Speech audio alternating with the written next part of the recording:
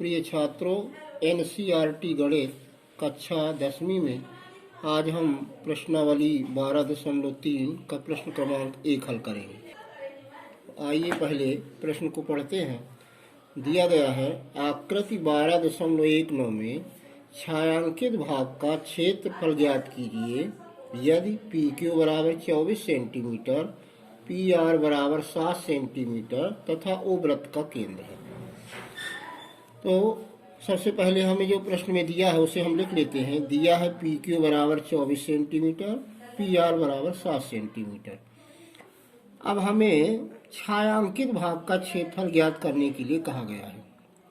यदि हम इस अर्धवृत्त के क्षेत्रफल में त्रिभुज के क्षेत्रफल को घटा दें तो छायांकित भाग का क्षेत्रफल हमें मिल जाएगा।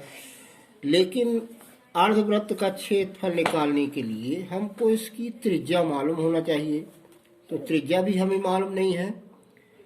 अगर हमें त्रिज्या पता चल जाए तो हम अर्धवृत्त का क्षेत्रफल ज्ञात कर सकते हैं। तो सबसे पहले हम आर क्यू पता करेंगे। यहाँ पर कक्षा 9वीं में एक प्रमेय है कि अर्धवृत्त पर बना कोण समकोण होता है। तो यहाँ पर जो कोण P है ये 90 अंश का होगा, और जब ये 90 अंश का होगा तो समकोण त्रिभुज आर पी क्यू में हम पाइथागोरस प्रमेय लगा देंगे। और जब पाइथागोरस प्रमेय लगाएंगे तो हमको आर क्यू मिल जाएगा। आर क्यू जब मिल जाएगा तो वो हमारा होगा व्यास, और उस व्यास का हम आधा कर देंगे तो हमें त्रिज्या पता चल जाएगी। तो आइए अब इस प्रश्न को हल करते हैं। समकोण त्रिभुज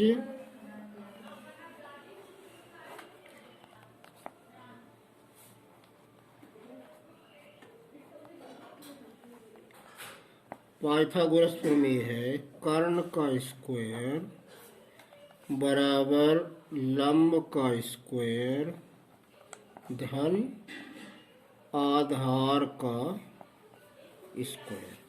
अब कर्ण समकोण के सामने वाली भुजा कर्ण होती है, तो कर्ण है यहाँ पर हमारा आर क्यू, तो आर क्यू का स्क्वायर लंब आर पी, चाहे हम पी आर को लंब मान लें चाहे पी क्यू को लंब मान लें, तो पी आर है 7 का वर्ग धन 24 का वर्ग। अब आर क्यू का वर्ग बराबर 7 का वर्ग का मतलब 7 गुणे 7 तो 49, 24 का वर्ग 24 गुणे 24 तो 576। तो आर क्यू का वर्ग बराबर जोड़ देंगे तो आएगा 625।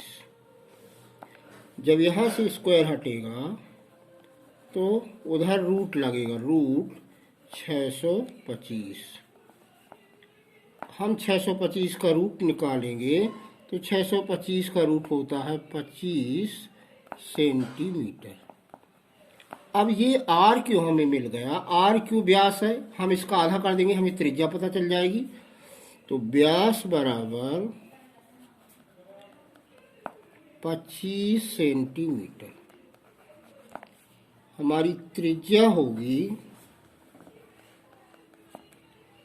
व्यास बटे में 2। व्यास है 25 बटे 2 सेंटीमीटर। ये हमें मिल गई त्रिज्या। अब हम अर्धवृत्त का क्षेत्रफल निकाल सकते हैं। तो अर्धवृत्त क्षेत्रफल बराबर 1/2 पाई आर स्क्वायर, बराबर के सामने बराबर 1/2 पाई का मान होता है 22/7 आर स्क्वायर। हमारी त्रिज्या है 25/2। अब चूंकि स्क्वायर लगा है इसलिए हम इसको 2 बार लिख देंगे, 25/2। अब यहाँ पर 2 से हम 22 को काट देंगे तो 11 आएगा। अब कोई संख्या कैंसिल नहीं होती है, तो 25 गुणे 25 करेंगे तो 625 गुणे 11 बटे 7 दूनी 14 दूनी 28। अब 11 का जब गुणा करेंगे तो 11, इसके लिए हम रब का इस्तेमाल भी कर सकते हैं। 11 पचे 55 की 5, हासिल आई 5, 11 दूनी 22, 5 27 की 7, हासिल आई 2, 11 छक्का 66 में 2 जोड़ेंगे तो 68 और बटे में आया 28। हम इसको अब हम समकोण त्रिभुज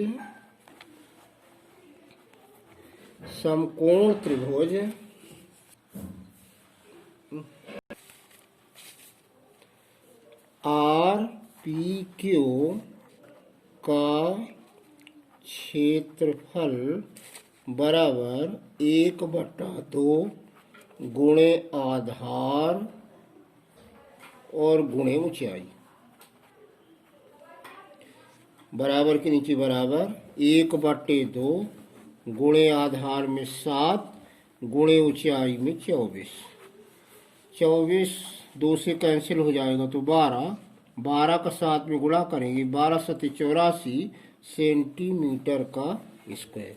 ये हमें मिल गया समकोण त्रिभुज का क्षेत्रफल। अब हमें छायांकित भाग का क्षेत्रफल निकालना है, तो हम अर्धवृत्त के क्षेत्रफल में समकोण त्रिभुज का क्षेत्रफल घटा देंगे। तो यहाँ पर लिखेंगे छायांकित भाग का क्षेत्रफल बराबर अर्धवृत्त का क्षेत्रफल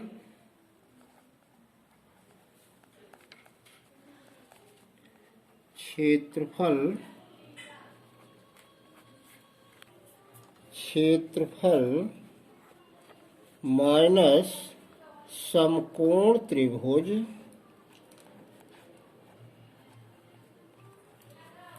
आर पी क्यू का क्षेत्रफल।